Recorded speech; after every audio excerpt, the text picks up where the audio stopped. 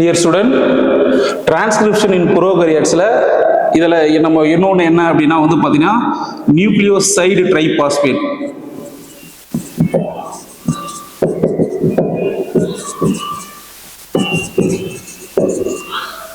So nucleoside triphosphate act as a substrate. So இதுல சப்ஸ்ட்ரேட்டா இருக்கும் என்ன சார் அப்படின்னா லெசன் நீங்க பாருங்க.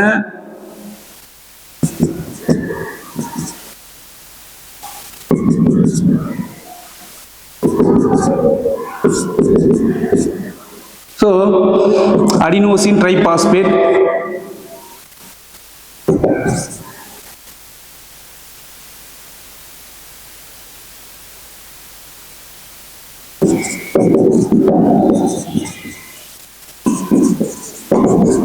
adenosine triphosphate, guanosine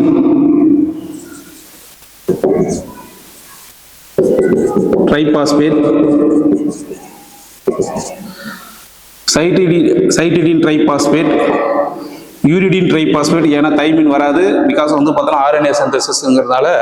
so it is act as a substrate. The substrates வந்து பார்த்தோன்னா என்ன செய்யுது, அது நம்மளுடைய ஆர்என்ஏ பில்டிங் பிளாக்ஸ், ஆர்என்ஏ உடைய பில்டிங் பிளாக், ஆர்என்ஏ உருவாவதற்கு தேவையான பில்டிங் பிளாக்ஸாக இருக்கக்கூடியதாக இருக்கும் இதெல்லாம்.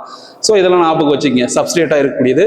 ப்ளஸ் ஆல்சோ ப்ரொவைடு வந்து பார்த்தோன்னா எனர்ஜி ஆல்சோ. எனர்ஜினா என்ன சார், எனர்ஜி எப்படி சார் அப்படின்னு கேட்டீங்கன்னா லிசன் ட்ரைபாஸ்பேட், மூன்று பாஸ்பேட் இருக்கும்போது அனதர் நியூக்ளியோடைடு அனதர் வந்து பார்த்தீங்கன்னா ஒரு ஆர்என்ஏவோட அடுத்தடுத்து பைண்ட் ஆகும்போது 2 பாஸ்பேட் வந்து பார்த்தீங்கன்னா ரிலீஸ் ஆகிட்டு எனர்ஜி கொடுக்கக்கூடியதாக இருக்கும். அந்த என்டையர் ப்ராசஸ்க்கு எனர்ஜி கொடுக்கக்கூடியதாக இருக்கும். ஸோ இதெல்லாம் வந்து பார்த்தீங்கன்னா ஞாபகம் வச்சுங்க. அப்போ nucleoside triphosphate act as a substrate.